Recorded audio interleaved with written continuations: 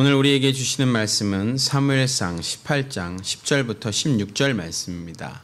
사무엘상 18장 10절부터 16절 말씀입니다.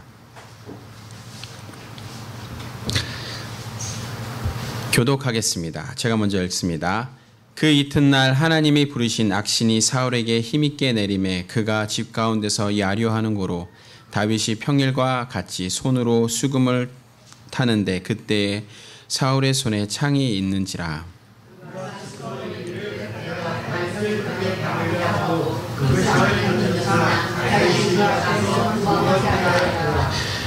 여호와께서 사울을 떠나 다윗과 함께 하심으로 사울이 그를 두려워한지라.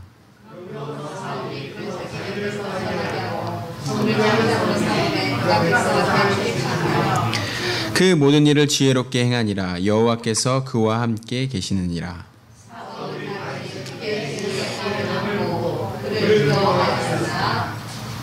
온 이스라엘과 유대는 다윗을 사랑하였으니 그가 자기들 앞에 출입함을 임함이었더라.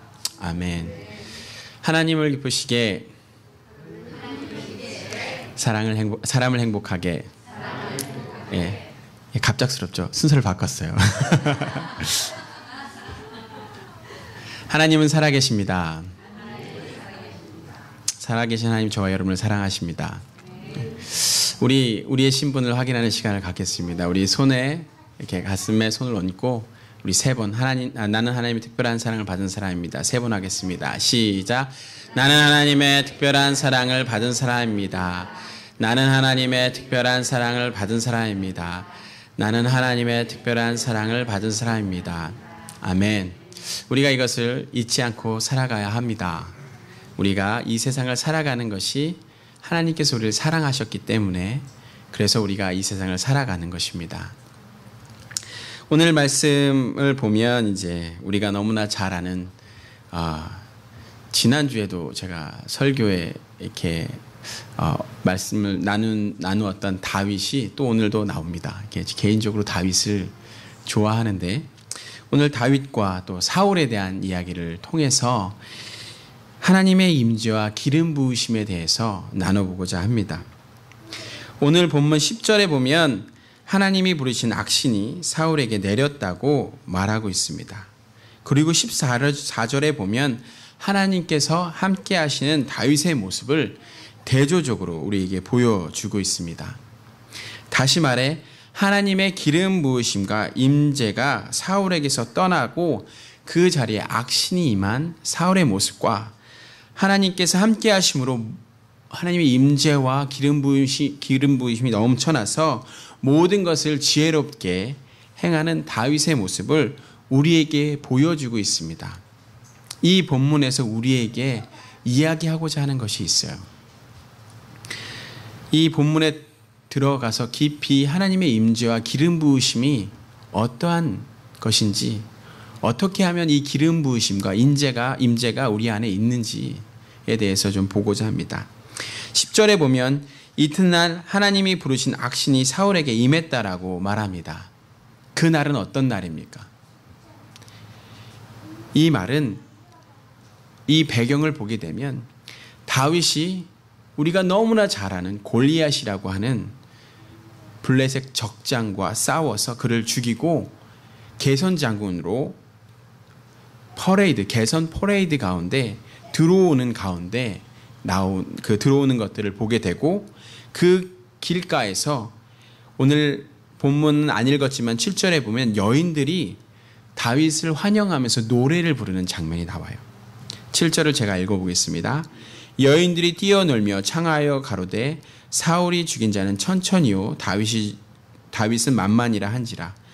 이 노래 때문에 비극이 시작됩니다. 그리고 화근이 시작되면서 다윗과 사울의 러브라인이 깨지게 됩니다.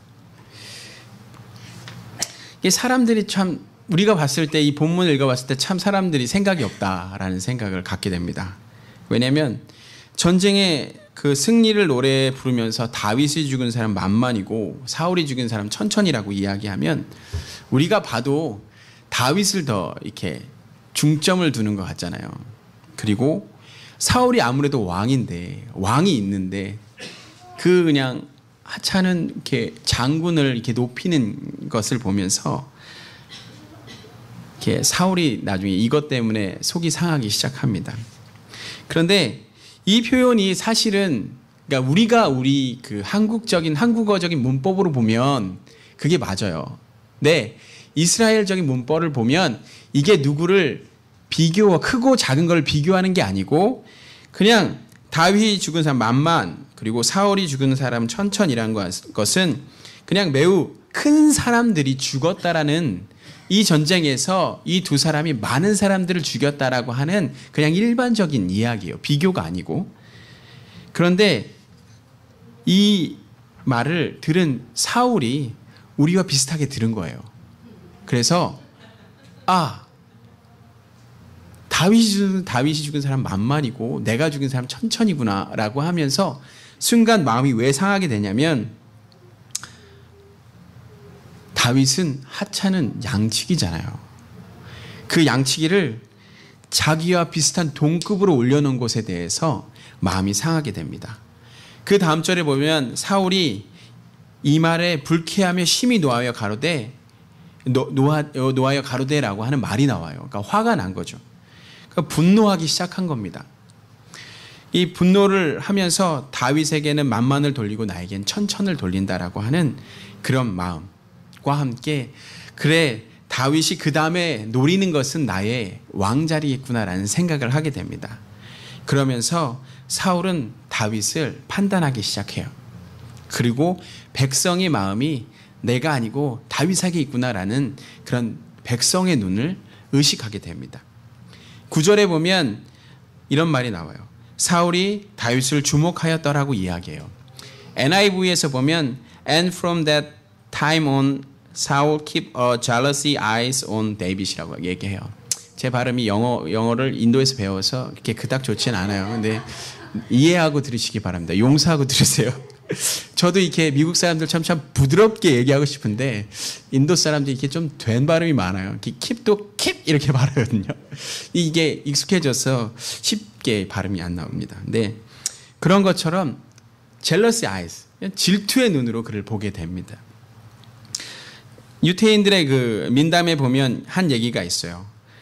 좀 소개하고 싶은데 어느 날 한 천사가 한 여인에게 나타났어요. 그리고 그 여인을 축복을 합니다. 그러면서 한 가지 얘기를 해요. 내가 너를 축복할 건데 그것뿐 아니라 네가 지명하는 너의 친구에게도 축복을 줄 건데 2배로 주겠다 라고 이야기합니다. 그러자 이 여인은 망설임 없이 물어봐요. 재차. 그러면 천사님, 내가 무엇이든지 원하면 제 친구에게는 2배를 주는 게 확실합니까? 그러자 천사가 그럼 당연하지 라고 얘기했어요. 그리고 나서 그 여인이 어떤 소원을 얘기했을까요? 그 여인은 자기의 눈을 실명시켜달라고 이야기합니다. 자, 이게 지금 너무 어려운 얘기인가 이렇게 혼돈스럽죠. 잘 생각해보면 자기의 눈을 하나를 없애잖아요. 그러니까 실명하잖아요. 그러면 친구는 어떻게 됩니까? 2눈이 없어지는 거죠. 2눈이 실명하게 되는 겁니다. 결국 질투라고 하는 것은 자기의 가능성을 잊어버리게 되는 겁니다. 눈 볼 수 있는 능력 있잖아요. 그걸 하나를 내가 포기하면서 남의 눈에 2눈을 없애려고 하는 것처럼 멀쩡하게 있을 수 있는데 내가 내 갖고 있는 능력과 가능성을 없애버리는 겁니다. 질투는 자기의 가능성과 갖고 있는 능력, 포텐셜을 제한하게 하는 죄악을 갖고 있습니다. 다시 말해 질투를 하기 시작하면 나의 장점은 더 이상 개발되지 못하고 또 좋은 가능성은 모두 다 사장될 수 있다는 것입니다. 탈무드에는 죄는 처음에 손님으로 온다라고 얘기해요. 그리고 그걸 그대로 두면 준이 된다는 말이 있습니다. 사울에게는 질투라는 하나님으로부터 오지 않은 마음이 생겼습니다. 그리고 대중의 인기가 자신이 아닌 다윗에게 가는 것을 질투했습니다. 사울은 이 상황에서 하나님으로부터 오지 않은 질투가 살며시 손님으로 들어온 것을 알지 못하고 있었습니다. 그래서 그가 하나님께 나아가서 자신의 마음을 돌아보지 않고 결국엔 다윗을 계속 질투하는 마음으로 그 길을 선택하게 됩니다. 그러면서 하나님의 영이 사울에게서 떠나게 됩니다. 그리고 악한 영이 임하게 되고 그는 결국 정신이 나간 사람처럼 혼자 떠들고 이렇게 돌아다니는 거예요. 야리오하다는 건 막 그냥 혼자 막 떠들고 막 그 정신이 없는 사람처럼 돌아다니는 것을 야리오한다고 하거든요. 그래서 결국 그렇게 됩니다. 결국 이 악한 영의 역사로 사울은 손에 들고 있던 창으로 2번이나 다윗을 죽이려고 했습니다. 다윗은 그 병을 고치려고 수금을 탔던 사람이고 자기가 아주 충성을 다했던 사람인데 죽이려고 하는 거예요. 그러니까 너무나 정신이 없는 거죠. 질투에 눈이 멀어서 뭐가 바르지 않은지를 모르는 겁니다. 결국은 다윗이 들어온 사울은 다윗을 천부장으로 삼습니다. 그리고 전쟁터로 내모는데 그 한 가지 이유는 전쟁터에서 그냥 죽기를 바랬던 겁니다. 우리가 잊지 말아야 하는 것은 다윗이 이 장면에서 다윗을 우리가 많은 착각을 하는데 용사 내지는 장군으로 봐요. 천부장이기 때문에. 그런데 그냥 우리가 여기서 이 다윗을 소년으로 봐야 합니다. 왜냐하면 골리앗과 전쟁 가운데 싸울 때도 다윗은 징병되지 않았어요. 미성년자였어요. 그래서 전쟁터에 싸울 권리도 없는 그냥 조그만 아이였을 뿐입니다. 그런데 그 아이를 천부장으로 세워서 전쟁터로 어른들과 용사들과 장수들과 싸워서 죽기를 원하는 사울의 모습을 우리가 볼 수 있는 것입니다. 하지만 결과는 어떻습니까? 성경은 오늘 본문에서 14절에 모든 일을 지혜롭게 행하니라 여호와께서 함께 계시니라고 말하고 있습니다. 여기서 우리는 하나님의 기름 부으심을 떠난 하나님의 임재가 떠난 비참한 자의 모습과 대중의 인기에 연연하고 귀신 들린 사울의 모습을 볼 수 있는가 하면 반면에 하나님의 기름 부으심이 임한 하나님의 임재가 있는 다윗, 그를 보호하시고 기름 부으시고 임재하고 하는 일마다 지혜롭게 행할 수 있도록 함께 하시는 모습을 다윗과 함께 하시는 모습을 우리가 볼 수 있는 것입니다. 이 장면은 마치 시편 23편 5절에 내 원수의 목전에 내게 상을 베푸시고 기름으로 내 머리에 바르셨으니 내 잔이 넘치나이다와 같이 다윗을 죽이려고 하는 사울 앞에서 하나님께서 다윗에게 상을 베푸시고 그 머리 위에 기름을 붓고 있는 그러한 모습을 우리가 볼 수 있습니다. 그렇다면 왜 사울에게 악신이 임했을까? 왜 하나님은 사울에게 자신이 부리는 악신을 보냈는지 의문이 남습니다. 제가 신학교를 되게 보수적인 신학교를 다녔어요. 양신의 역사가 없다 이렇게 가르치는 학교를 다녔는데 실제적으로 다니다 보면 양신의 역사가 있어요. 근데 왜 그럴까에 대해 설명은 없어요. 무조건 그걸 반대하는 그런 것을 배웠어요. 그런데 성경에서 이것을 연구하다 보니까 제가 깨달은 게 뭐냐면 이 말의 표현은 단지 문법적으로 우리 하나님의 언어를 우리 인간이 이해하기 위해서 말씀을 이렇게 썼어요. 그래서 하나님이 직접 사울에게 악신을 보내신 게 아니고 이 악신이 물론 임한 것은 사실이지만 주님께서 악신이 사울에게 들어갈 수 있도록 허용해 주신 거예요. 그냥 주님의 보호막이 있으면 그걸 그냥 열어주신 거예요. 하나님이 함께하지 않기 때문에 하나님이 그와 함께하지 않기 때문에 하나님의 보호가 더 이상 없는 그런 사울의 모습인 겁니다. 사울이라는 사람은 어떤 사람입니까? 본래 어떤 사람이냐면 성경 안에서 보면 처음 등장할 때 왕의 후보로 이렇게 묘사되는 장면을 보면 그가 아주 능력 있고 또 외모도 출중하고 재능도 있는 사람이었습니다. 사무엘상 9장 2절 이하에 보면 이렇게 묘사하는데 그는 준수하고 미남이고 아주 잘생겼고 키도 크고 사울과 다른 사람이 있으면 어깨밖에 오지 않는 아주 저와는 상반된 키도 크고 아주 잘생긴 그런 사람입니다. 그런 사람이 또 성품도 있고 인품도 있어요. 또 9절에 보면 사울의 아버지가 암나기를 잊었어요. 그래서 그거를 찾아오라고 시켰는데 그걸 찾는 과정 가운데 선지자를 만나고 그에게 아주 잘 대접하고 그에게 순종하는 그런 모습들을 우리가 볼 수 있습니다. 또 하나 볼 수 있는 것은 그가 하나님의 영이 충만해서 예언도 한 것을 성경이 이야기하고 있습니다. 그래서 농담이라고 성경에서 얘기하죠. 사울도 선지자 중에 하나냐라고 하는 그런 농담이 있을 정도로 그도 하나님의 성령에 민감하고 영에 받았던 사람이라는 것이죠. 그리고 아주 예의 바르고 신앙의 사람이고 믿음의 사람이고 그가 얼마나 겸손했냐면 왕으로 피택됐을 때 어떤 일이 일어났습니까? 없어졌어요. 숨어버렸습니다. 자기는 왕이 될 수 없다라고 숨어버렸던 사람입니다. 아주 겸손한 사람이에요.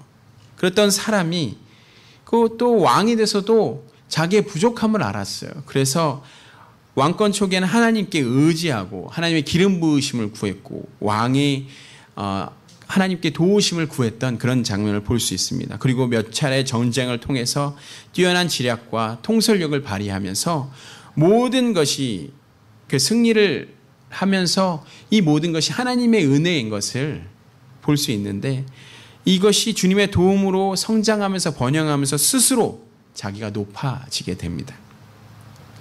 자신의 행한 모든 일이 하나님의 역사임에도 불구하고 자신의 업적으로 돌리기 시작합니다. 그리고 더 나아가 하나님 뜻보다는 자기의 뜻대로 자기가 옳은 대로 행하는 그런 사울의 모습을 보게 됩니다. 그런데 놀라운 사실은 사울이 다윗을 질투하는 이 순간부터 하나님의 기름 부으심과 임재가 사울에게서 떠나가는 것을 볼 수 있습니다. 그 순간 사울이 갖고 있던 모든 장점, 능력 이런 모든 것들이 사라져 버렸습니다. 그는 리더로서 성숙하지 못하고 정말 야료한다는 건 정신없는 정말 아이처럼 돌아다니는 거거든요. 더 이상 이스라엘 백성을 이끌어갈 리더가 되지 못했습니다. 주님께 의지하고 모든 것을 맡겼을 땐 주님이 그와 함께 하셨기 때문에 악신이 그에게 들어가지 못하도록 보호하셨어요. 왜냐하면 주님의 임재와 기름 부으심 그 자체는 악한 것들이 틈을 탈 수 없거든요. 그런데 주님이 떠나는 순간부터 그 자리에 악신이 들어올 수 있는 것입니다.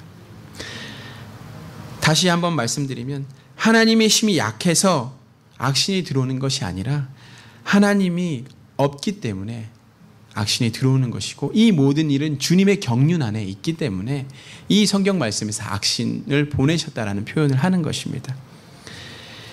그래서 우리는 우리 마음에 주님의 임재에서 멀리 떨어지는 것을 경계해야 합니다. 하나님의 뜻이 아닌 나의 뜻으로 행하는 것을 경계해야 합니다. 우리가 하나님의 임재를 거절한다면 우리는 그 순간부터 다른 영의 음성을 듣게 되는 것입니다.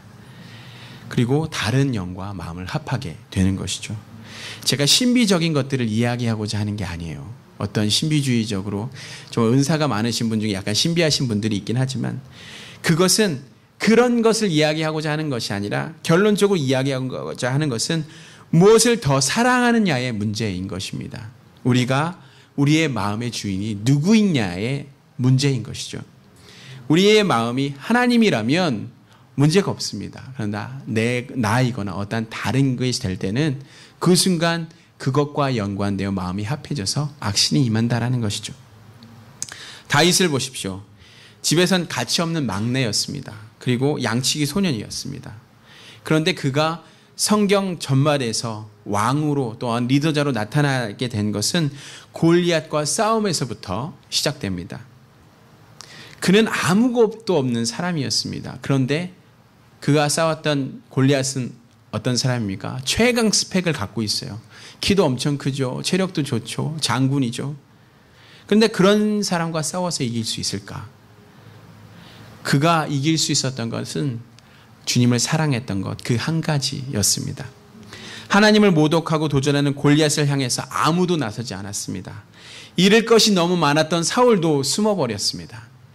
그리고 모든 사람들이 두려움의 패배자의 마음으로 숨어 있을 때 하나님을 사랑하는 마음으로 하나님을 모독하는 골리앗을 향하여 거룩한 분노로 전쟁에 나섰던 다윗. 그가 가진 무기는 물맷돌과 물매밖에 없었죠. 그걸로 골리앗을 쓰러뜨린 것입니다. 그게 어떤 큰 능력을 나타내지 않았겠지만 그 믿음이 모든 것의 근원이 되어져서 하나님께서 그 골리앗을 쓰러뜨려 주신 것입니다. 사울의 마음에서는 이미 하나님을 사랑하는 마음보다 자신의 왕국을 사랑하는 그런 마음, 재물을 사랑하는, 권력을 사모하는 마음이 가득해서 하나님을 모독하는 골리앗과 싸우지 못했습니다. 다윗은 주님만을 사랑하는 마음으로 했던 것이죠. 그 결과로 주님은 다윗의 삶에 기름 부으시고 임재하셨습니다. 여러분은 무엇을 사랑하십니까? 여러분의 마음에 주인이 누구인지 생각해 보시기 바랍니다. 돈, 명예, 주님을 밀어내는 다른 어떤 것을 사랑하는 순간 우리가 악신이 우리에게 들어올 수 있다라는 것입니다. 그러면 주님의 기름 부으심과 임재는 우리에게서 떠나가는 것입니다. 여러분 무엇을 사랑하십니까? 여러분 마음의 주인이 누구입니까? 주일 아침에 이런 이 사람을 소개하고 이 사람의 노래를 소개하는 게 맞는지 모르겠지만 박진영이라고 하는 가수가 있습니다. 너무나 잘 알죠. JYP 3대 기획사 중 사장이기도 하고. 근데 이 사람이 사랑이 제일 낫더라라고 하는 곡을 썼습니다. 그러면서 그걸 쓰기 전에 힐링 캠프라는 데서 나와서 자기의 삶을 나누는데 하나님이 나를 보고 계시고 하나님이 나와 함께 하신다라는 걸 안다고 고백을 해요. 그리고 그분이 한순간도 그분을 생각할 때 기쁘다고 그래요. 그런데 마지막으로 그러면 교인이냐라고 얘기했을 때 아직 머리로는 이해되는데 가슴으로 내려오지 않아서 교인이라고 말할 수 없다라고 얘기를 하더라고요. 그러면서 그 후에 이제 쓴 곡이 이거예요. 가사를 이게 좀 의미가 있어서 좀 읽어보겠는데요. 그 영어 부분은 발음이 안 좋아서 빼고요. 재벌은 되지 못했지만 세상의 좋은 것을 맛봤고 최고라 할 수 없지만 박수도 많이 받았지. 조금만 더 가면 행복이 있을 것 같아서 부지런히 오르고 올랐지만 돈, 명예, 사랑 중에 사랑이 제일 낫더라. 사랑이 제일 낫더라. 채우면 채울수록 왜 빈 공간은 점점 더 커지는지, 가까이 갈수면 갈수록 왜 점점 더 멀어지는지, 마음이 뭘 원하는 건지 왜 나도 모르는지, 부지런히 찾고 찾았지만 열정이 시키는 대로 살았지만 무엇을 얻게 될지도 몰랐던 때 트로피와 감투 몇 개의 적금, 으르렁대는 외제차를 올라탔네. 돈, 명예, 그 연기 같은 매력에 매료돼 결국 마음의 매연이 돼 그을려진 내 모습은 짐승과 인간 사이 어디쯤 머리부터 발끝까지 씻겨줄 당신의 품 I need that 라고 하는 그런 가사를 썼습니다. 여기서 그의 어떻게 보면 그의 신앙 고백 같은 그런 노래예요. 많은 것을 위해서 돈과 명예를 위해서 열심히 살았지만 여기서 사랑이 제일 낫더라고 하는 것은 하나님의 그 사랑이라고 하는 것이죠. 하나님의 사랑이 제일 낫다라는 것이죠. 그래서 뭐 여러 가지 것들에 대해서 얘기하죠. 채우면 채울수록 공간이 더 커지고 그것을 더 가까이 갈수록 더 멀어지고 뭔가 찾았지만 찾게 안 되고 결국엔 좀 그래도 뭘 얻었지만 그것 때문에 내 마음이 더러워졌다. 그래서 머리부터 발끝까지 씻겨줄 당신의 품이 필요하다라고 하는 것이죠. 그가 고백하면서 하는 얘기가 자신의 모습을 돌아봤을 때 짐승과 인간 사이 어디쯤이라는 거죠. 정말 괴물이 되어버렸다라는 얘기입니다. 그렇기 때문에 하나님이 필요하다라는 것이죠. 우리는 우리의 마음의 주인이 무엇인가 생각해 봐야 합니다. 우리가 살아가면서 돈이 우리의 마음의 주인이 될 수도 있고 명예가 될 수도 있고 그 외에 다른 것이 될 수 있습니다. 그렇지만 우리의 주인은 하나님 아버지라는 것을 잊지 않고 살아야 합니다.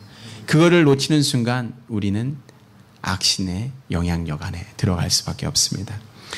나는 순전히 주님을 내가 순전히 주님을 섬길 때 주님께서 우리에게 기름 부으시고 우리의 삶에 임재하시는 것을 기억하시기 바랍니다.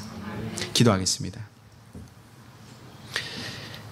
하나님 아버지 감사합니다. 오늘 이렇게 다윗의 삶과 사울의 삶을 비교하면서 우리가 주님을 사랑하고 주님을 주인으로 모실 때 주님께서 우리의 삶에 기름 부으시고 또 임재하셔서 우리 함께 하심을 보게 됩니다.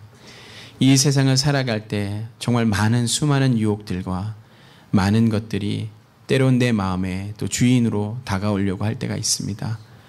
그 순간 주님을 더 찾게 하여 주시고 주님의 보호하심이 있게 하여 주시옵소서. 주님을 놓아서 악신이 우리의 삶에 들어오는 것이 아니라 주님을 놓지 않고 꼭 붙잡고 주님과 동행하며 주의 임재와 기름 부으심이 넘쳐나는 우리 남가주 비전교회 성도님들 될 수 있도록 인도하여 주시옵소서. 감사드리며 예수님의 이름으로 기도드립니다. 아멘.